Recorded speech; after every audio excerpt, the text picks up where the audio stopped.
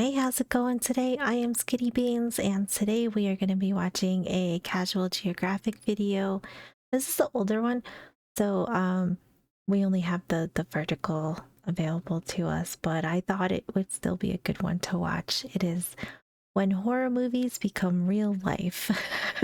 So I'm sure I'm going to be traumatized a little bit, but that's okay. You know, some of these I just find like as horrifying as they sound, I still find them extremely interesting or just, wild stories to know. So, this one had caught my eye and it was on the list. So here we are. So I am looking forward to this one. If you get a chance, I would appreciate if you could leave a like and subscribe. It would help me out a bunch. I've also started to do some food history reactions, so if you are interested in that, um, I will be adding those to the mix as well. But thank you so much for all of our new subscribers, everybody here. Welcome, and everybody that's been here. I really appreciate you guys. So thank you so much. As always, I will have Casual Geographic's video linked in my description below. So be sure to go and like and subscribe to him, watch his videos. He does great work. We love him over here. And with that, let's go horrified, shall we? Let's go.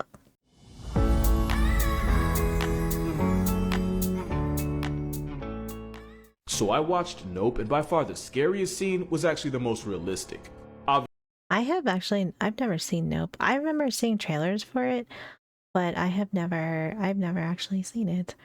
I like horror movies. I like suspense, psychological thrillers, stuff like that. So I wonder if I should watch this. Like maybe it'd be on my alley. If you've seen it, let me know your thoughts on it. Obviously spoilers ahead, so if you haven't watched it, save this video and then come back when you do. So for me, the most chilling scene in the entire movie was the Gordy scene. Basically, there was a TV show revolving around a family adopting a chimpanzee. Except one day, in front of a live studio audience, Gordy went on a rampage, violently murking two actors and severely maiming a young girl. Oh my god. Gordy killed two people and then murked almost and muffed up a child. Yikes. I wonder what do they say, like why he got so angry. I'd imagine probably being on a show can't be great for them, but I guess I don't know. Gordy went on a rampage, violently murking two actors and severely maiming a young girl. And I do think it was a reference to the 2009 Travis the Chimp attack. Travis was a pet chimpanzee. Two words that have no business being in the same sentence. He was adopted by Sandra and... I agree. Pet chimpanzee, this does not sound like a good combination. This does not sound like it's going to be a good story. Jerome Harold, and he was basically a celebrity in that community. He was known by everyone, appeared on TV, and he even took pictures with members of the police department, which is actually going to be really important later. Travis would sleep in bed with her and her husband and would even take baths with them. What? It's one this to bathe your animal, but I don't think you bathe with your animal. I don't know. That seems a little, is she kissing him on this bottom picture? This seems a little much. This seems like a little much. I don't know.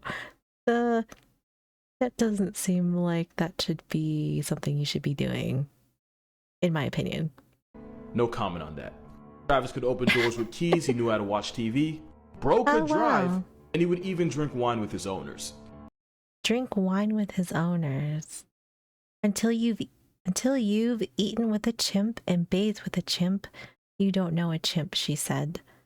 I don't know. Why would you be giving him wine though? That doesn't seem very healthy. I mean, just in general. I mean, like as far as like alcohol and animals go, that doesn't seem like the best idea. But what do I know? To the point where Sandra said this, and I don't think anything has ever aged worse. And it's not like Travis didn't have incidents where people saw what he was capable of. One time he bit someone so hard that it drew blood and they had to go get a rabies shot, but when that person filed a police report, it was never investigated. I wonder why. Yeah, I wonder why. Huh. Weird. Another time, Travis was in a car when someone threw a bottle at him, causing him to hold up traffic for hours and evade cops as he attempted to get his lick back.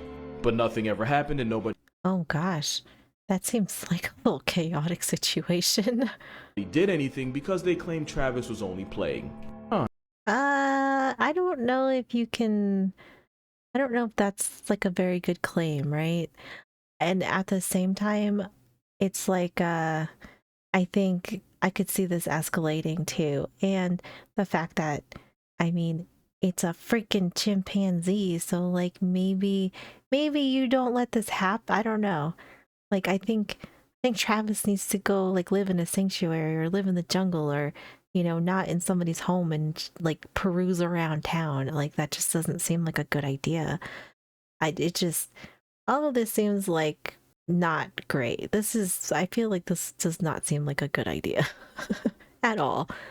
And the fact that they keep forgiving it and thinking that it's no big deal, like at what point do you say like, okay, like this is a big deal? Like, does somebody have to die? I don't know. I feel like all of this seems very, very careless, I guess. I wonder why. However, after that, Sandra decided to keep Travis inside at all times. Is that how big he is? He looks huge. And after her husband passed and her mental health declined, so did her ability to care for Travis. So now Travis was stuck inside. Oh my God. He's huge. Like, not healthy huge.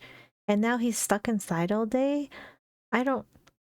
This can't be good for Travis's mental health at all. I mean, to be stuck inside and it's somebody that can't really care for you. Obviously, he's eating too much and he's probably not getting any sort of exercise or anything for him. I mean, that would probably make any person snap, let alone, this poor animal. God. Overweight from eating nothing but junk food, depressed and never able to socialize with his own kind, and bro was very much maidenless. Oh, and he was on Xanax. Yeah. He was on Xanax? Okay, yeah. Like I don't know. Like I if this poor chimpanzee gets to like any animal gets to this kind of, you know, uh, depression level, I don't know. This nothing good can come from this at all. I mean, this is terrible. This is gonna have like some horrific end to it, isn't it? And I'm assuming Travis is gonna wind up dead. Lies with his own kind, and bro was very much maidenless. Oh, and he Ugh, was on Xanax. Yeah, at that point, Travis was just a landmine with a pulse, and in 2009, it yeah. finally exploded. While helping her friend lure Travis back inside, Charlotte Nash held up his Tickle Me Elmo to get his attention. Travis charged and proceeded to horrifically maul her. Travis brutally mutilated the woman, even after getting hit in the head with a shovel and stabbed in the back with a butcher knife. He got hit in the head with a shovel and then stabbed with a butcher. Yo, Travis big mad. Travis had enough. I mean, like that's horrific, but at the same time, I don't know. Like how could you not see this coming? And how did anybody that knew her not be like, I think you probably need to take Travis somewhere where he can go live a life because this is not okay. But I'm guessing people are probably just blinded to that fact, right? Because they probably humanized Travis way too much, way more than they should have. And then now we have ourselves a situation. Eventually, Travis was put down and Charlotte Nash survived. But her face and hand had literally been torn off. Oh my God. I can't believe she survived though. That's wild. But then her face got tore off. Oh God. I bet that was oof. It was so bad that first responders and cops needed therapy after witnessing the carnage. And Nope actually referenced her as a disfigured child star is seen wearing a veil, the same kind Charlotte would wear after the attack. Not to mention Gordy and Travis died in the exact same way. Oh God. They got put down, didn't they? So the bottom is it the bottom her? Or is the top her? I don't know which one is which, because I since I don't know anything about either. But that is wild though. Charlotte would wear after the attack. Not to mention Gordy and Travis died in the exact same way. And in both cases, a wild animal is treated as a commodity and exploited. The Yeah. result traumatized everyone involved. But at the end of the day, Travis was the biggest victim in all this along with Charlotte Nash. He should have been living his best life in the jungle as a wild animal. Instead, he was drinking wine and taking Xanax as someone's flex. I can't, like, that is so sad. I mean, that is just, it's so sad. And poor Travis. I mean, ugh. I, and like how big Travis got. I mean, that's just, it just, it all just kind of breaks my heart. So if you're ever rewatching this movie, keep in mind that this actually happened. Here's some more facts about the Travis chimp incident. Basically stuff I left out in the first video that I figured would be important to know. After the first incident where Travis held up traffic for hours, Connecticut actually ended up passing a law where you couldn't own a primate heavier than 50 pounds. By the time of the attack, he was pushing past 200. But the He's 200 pounds? Oh my god. Oh my goodness. How tall was he too? Like 200 pounds. That seems like way too much. That seems like way too big. And oh my gosh. I bet he had all kinds of issues. Ugh. The law didn't apply to Travis because people assumed that the Heralds had him for so long that he was considered not to be a public threat. Sandra Harold was actually warned by an animal control officer that once Travis reached maturity, he'd be more prone to violent and aggressive tendencies, like male chimps in the wild. I would assume that she probably told those people to F off, right? And then been like, oh, not my Travis, not my Travis. You know, like my Travis will be fine. That's what I'm guessing. Because I feel like that's usually how people are. Like they live in that like denial Delulu land. And then bad shit happens, and then everyone's like, I can't believe this happened. And it's like, really? Really? Really? Okay. Especially since he wouldn't have an outlet for certain urges he would get once he became mature. But obviously, Sandra didn't listen. Now, a lot of people blame Sandra for the event, and I'm one of them. But I think it is worth mentioning that in 2000, her only daughter tragically passed in a car accident, causing her to literally see and treat Travis as a child since she had lost her only one. And when her husband died a couple Say like that's not good. That's definitely not good for your mental health, right? So like I don't know. I mean the same goes for, you know, people who lose their significant others and then or children or whatever, and then they end up having like 50 cats, you know, like that's probably not healthy either. So, you know, I don't think she's the exception, but this is definitely like an extreme case because you have an exotic animal of sorts that you are like treating like a human that obviously it's hindering and hurting him more than it's helping him, and I don't know if it's really helping her either, you know. years later, Travis was literally all she had. Not justifying it at all, but you know, it's complicated.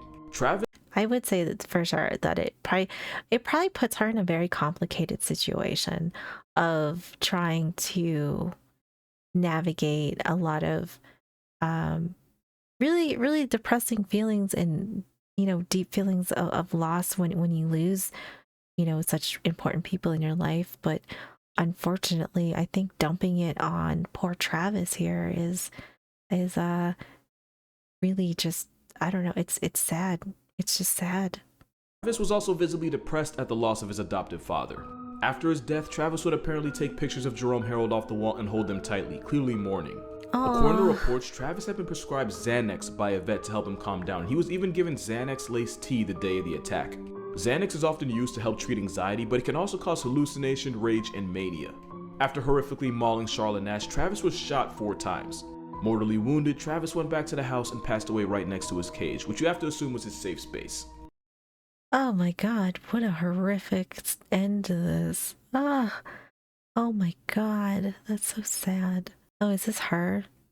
Is this her now? Oof.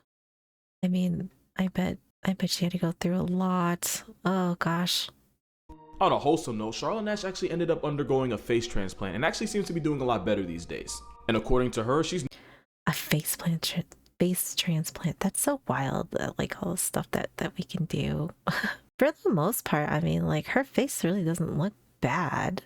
I mean, it looks. I feel like, in all honesty, I mean, she doesn't look horrifying by any means. I mean, like obviously, you know, you can tell something happened, but I actually think this looks pretty decent. no longer in pain and doesn't even seem to really remember the attack, just what people tell her about it. And honestly, it's probably better that way.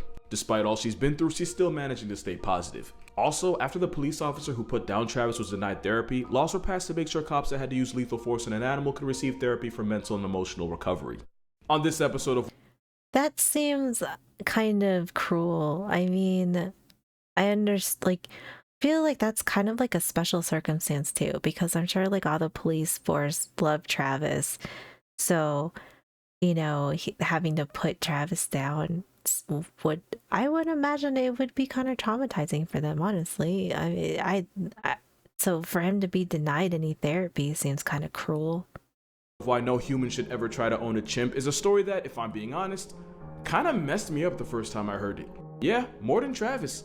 Former NASCAR driver St. James Davis and his wife LaDonna had a chimp they had adopted from Tanzania named Mo. And before you say it, no, this story isn't going in the direction you think it is. The couple treated Mo like he was their son, dressing him up, bathing him, and they even taught him how to use the toilet. Mo was even the best man at their wedding. But after an Even the best man at their wedding. I mean, Mo kind of looks like a doll in this picture, though. But this is kind of, I don't know. I don't know. You know, this also just always seems like they are never a good idea to be treating animals this way, honestly. An incident in 1998 where Mo attacked and bit an officer, the couple were forced to give up Mo to a wildlife rescue center in California. But they loved him, and this didn't stop them from visiting Mo regularly. One day in 2005, the couple were celebrating Mo's 39th birthday and even brought him his own cake.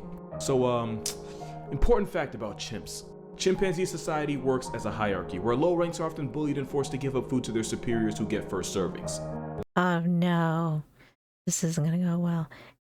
Is this the one where he gets his peen ripped off? Is that this one? I like vaguely remember that. I don't know if it's this guy or not. That structure is actually why baboons have become a real problem in parts of South Africa. You see, they tell you not to feed the baboons because when you do, not only are the baboons associating people with food, which is bad, it also means they start seeing all humans as low ranks and start expecting food, which is worse. This would be important for two reasons. Reason number one, 2 other chimps saw the couple give Mo the birthday cake. Reason number 2, that was a really bad time for those 2 chimps to escape. The 2 Oh no. This is, oh god. 2 chimps violently confronted them, and one of them bit off LaDonna's thumb. And to protect his wife, St. James Davis put himself between his wife and the chimps. What followed was, without exaggeration, one of the most horrifically brutal attacks I've ever read about. The 2 chimps mauled and mutilated the man, and if you read about exactly how they did it, it didn't seem like the chimps were trying to end him. It seemed like they were actively trying to torture him. One chimp chewed his finger off while another gouged his eye out. Oh my god. Holy. I can't even imagine witnessing this, let alone going through this, being tortured by I don't know. Oh god. This is horrific. In what seems like a common chimp move, they essentially tore most of his face off. They even went as far as to chew off his genitals and a good chunk of his rear end. Oh my god. That is like, is that what happens when they are mad and they are like in like aggressive attack mode, that they just start ripping you apart? Oh god. Face off. They even went as far as to chew off his genitals and a good chunk of his rear end. Jesus. Which is another thing chimps are infamous for. Oh, They okay. basically did everything but murk him. Keep in mind, this was all over a birthday cake.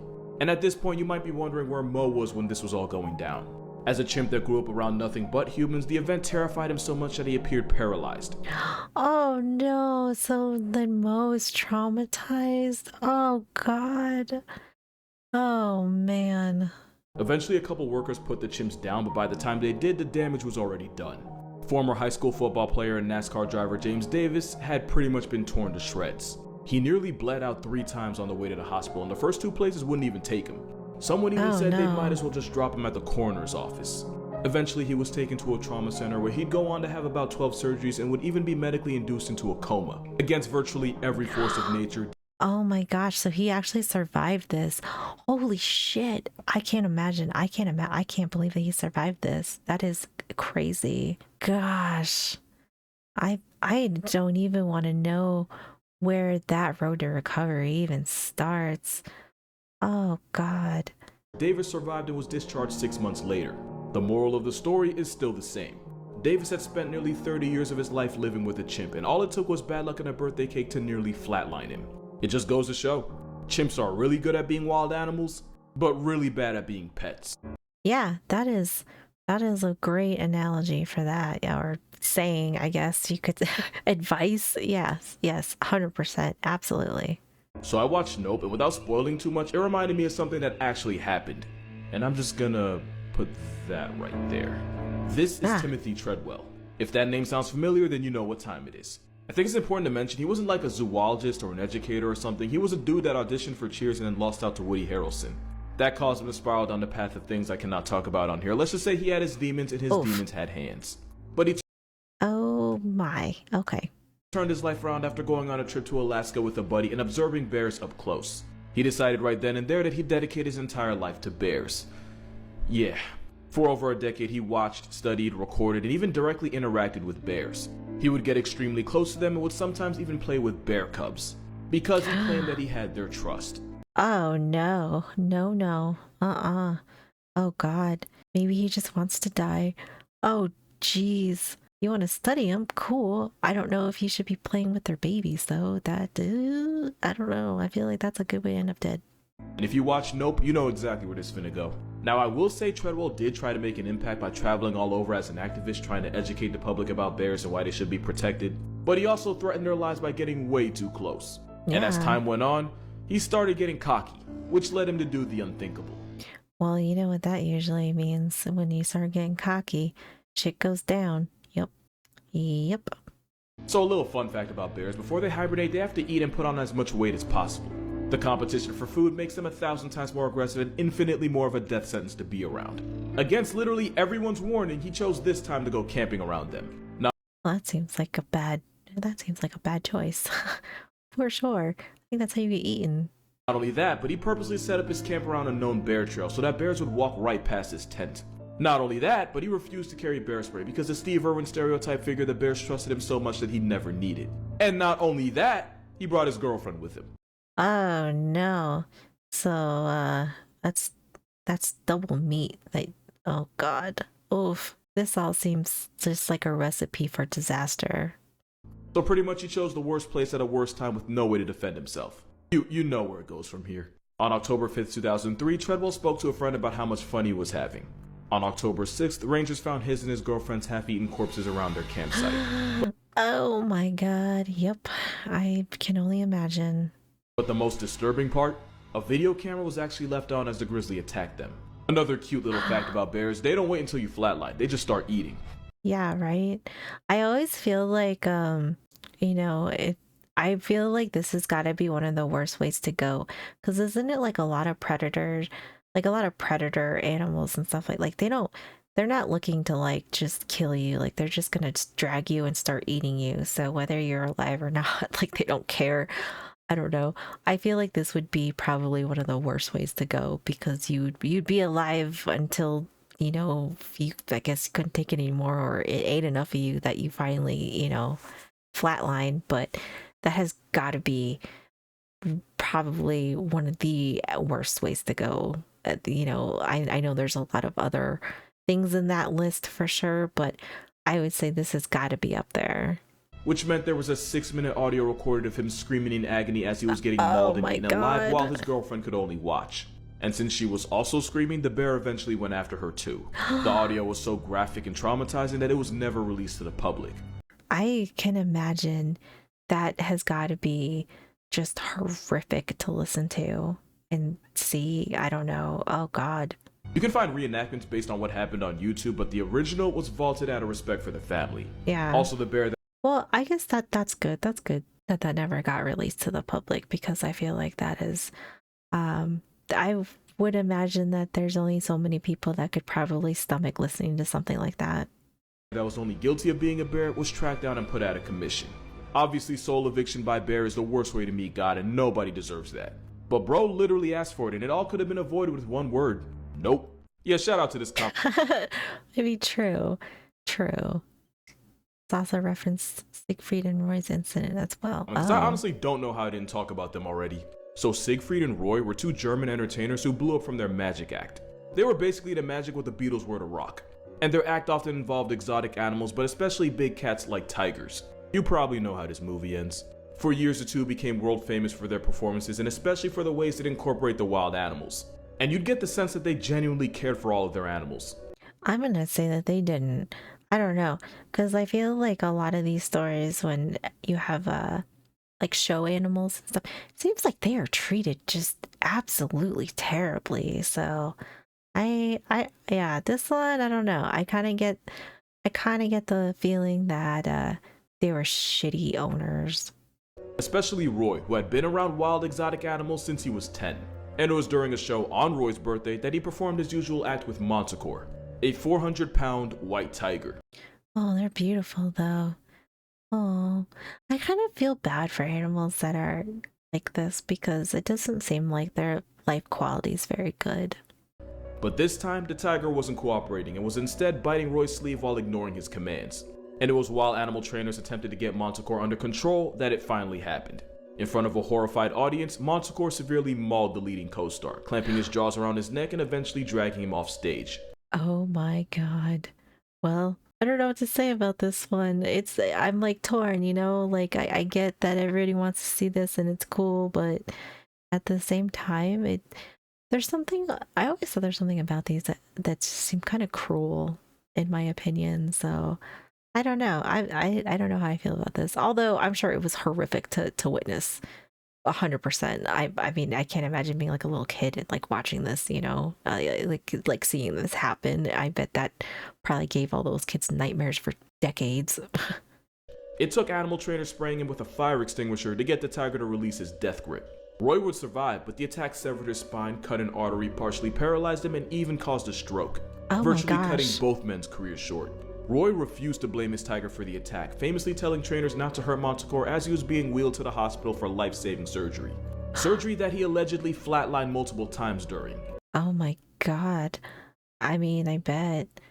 Ugh. Later, Roy claimed that the attack was actually the tiger trying to save his life. Roy said he was already suffering a stroke and Manticore sensed it and attempted to drag him to safety, the same way a mother would do to her cub. However, the animal trainer that actually worked with them had a very different story. Trainer Chris Lawrence would come out and say that the real reason for the attack was that Roy's relationship with the huge cat had deteriorated. And when Roy started going off script and doing things they hadn't practiced, that's when the tiger went, "You thought I was gonna say crazy?" Nah, the tiger tigered. The trainer would Oh, so like if they weren't having a good relationship and then he was like trying to change things up, the tiger probably got frustrated. I would imagine. Just treating the cats more like props instead of respecting them for who they were.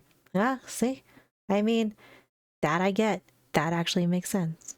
also say that Roy had made several crucial mistakes handling Manticore and lied about what happened to protect the show, their brand, and himself. Roy basically called him The duo dismissed Lawrence's claim, stating that he had problems with his life anyway. You know, I guess at this point, you know, like, would I believe the animal trainer over this dude? Yes, but I guess it's, you know, it's gonna be a he said she said type of situation if they're gonna be going back and forth. But I also would say that I feel like if they had a fine relationship between now and whenever this happened, then you know maybe something changed and he you know Manticore wasn't getting treated okay. a clout chaser. And I want to add, just for the record, there was literally nothing protecting the audience from the tigers. I mean, yeah, they were on a leash, but we're talking about an animal that solos that for a living. Your Oh leash God. means nothing. But I guess after several years of performing, Roy and Siegfried figured they had complete control over the big cats. No spoilers, but major nope vibes. But yeah, long story short, wild animal went wild animal. But why am I bringing this up? Well, a couple reasons. The largest population of tigers in the world is in India. You want to take a guess where number 2 is? Texas. In fact, this was in Houston. Texas. Everybody has tiger pets. Is that why? There are more tigers in America than found in the wild in the rest of the world. You remember that weird phase when people would use tiger selfies as Tinder profiles? I genuinely hope none of you got laid. Oh God, this was a thing. I mean, other than obviously Joe Exotic, but like this was a thing. Oh God. And if you had Netflix during the pandemic, you already know about Joe Exotic. My point is, people have had a hard-on for exploiting tigers for as long as we've known about them. And fans aren't going to want to hear this, but this was just another example of that. I will give them credit for 2 things though. This might be the first story like this where the animal wasn't eventually unalived for being an animal. And number 2, it really did feel like they genuinely cared for their animals. Okay, well that's good to know. I mean, because I feel like a lot of these, it doesn't seem like the animals get cared for very well. So if that was the case, then like that's good. You know, as long as they were getting taken care of, and they didn't put Manticore down. So I guess that's a plus too, because obviously that guy was advocating, you know, like saying like please don't kill him. So okay, you know, fair enough. I say that because if a 400-pound killing machine really wanted Roy to be a hashtag, his chalk outline would have been on that very stage. But when you take a wild animal and turn it into a side act, it's only a matter of time, because one thing about a tiger gone tiger. And ultimately all the attack was a tiger tigering. And just like that, I believe that too, for sure. Yeah, I definitely believe that. I just, animal being animal. I think I just gave you the entire plot of Nope without actually spoiling it. Moral of this story? Well, there's actually two. Putting a leash on a tiger is like putting a traffic cone in front of a runway 18-wheeler and telling kids it's safe to cross. And if you really love a tiger, the best thing you can do for it is let it be a tiger. At this point, we're all very much familiar with the Travis Chimp attack of '09. But there's a whole nother part of the story that way less people know about. Chimp Party used to be a business that was run by two people in Missouri. The business being renting out chimpanzees for parties, TV ads, movies. This seems like a horrible idea. I don't know. This seems like a terrible idea. Stuff like that. Yeah, at this point, I don't think I even have to say it. Take a shot for every bad decision you've heard in this video. If you're still alive by the end, you just weren't paying attention. Anyway, in 2001, 3 chimpanzees escaped from Chimp Party and wandered down the road. And by escaped, I mean they walked through an unlocked door. The chimps eventually ran into an 18-year-old Jason Coates and a couple of his friends. Chimp activity followed. Oh no. Oh God. The 3 chimps charged at the teens, who were chased into their car. And it was at this point where one of the chimps named Susie noticed Jason's dog and went after him. Jason did what any respectable dog father would do. No. Jason managed to escape into his house while his friends and dog were still in danger and returned with a shotgun. Now what happened next depends on who you ask. Some say Jason put down Susie after she had already been tranquilized and was no longer a threat. Jason said his friends and dog were still being attacked when he ultimately pulled the trigger. The price of defending his loved ones was that Jason was charged with misdemeanor animal abuse, and the 18-year-old even served 30 days in jail.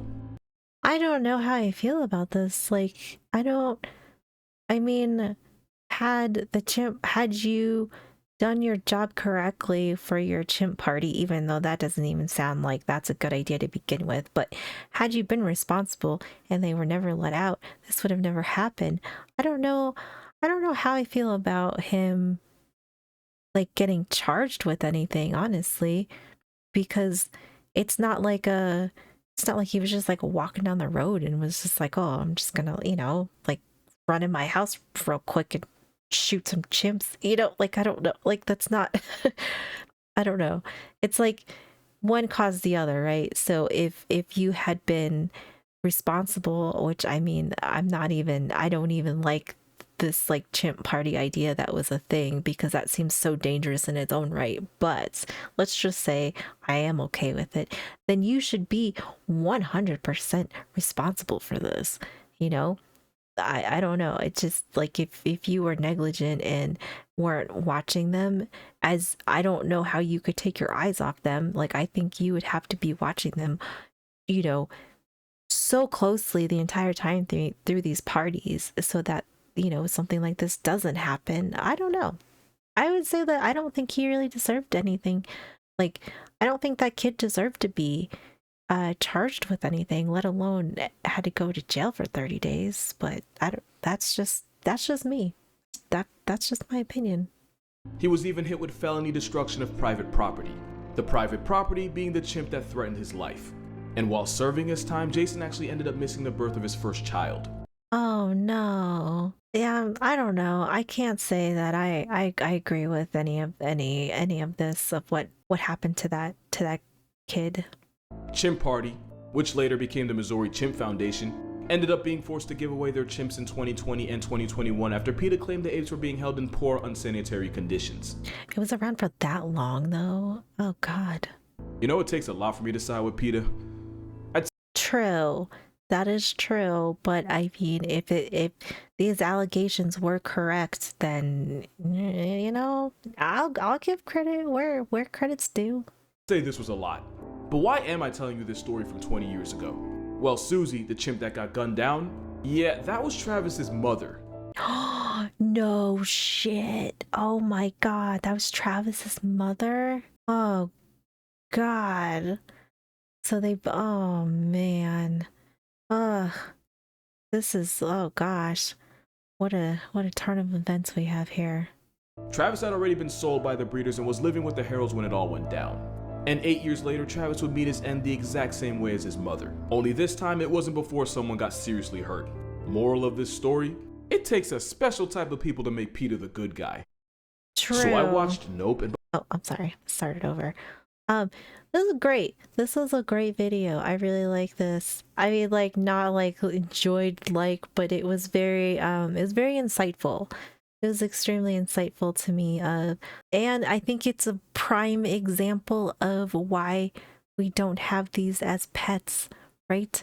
Don't have them as pets because it is, I don't know, it just seems terrible. It kind of seems bad on both ends, honestly. It seems like it's not healthy for the animal and it's not healthy for the people. And then it just creates like these just horrific situations. I mean, I understand like some of the other ones kind of, you know, I don't know. It just all seems really sad all the way around. But I mean, he did a great job. This was a great video. Um, very eye opening to some horrific things that can happen to you when you want to have certain kind of pets.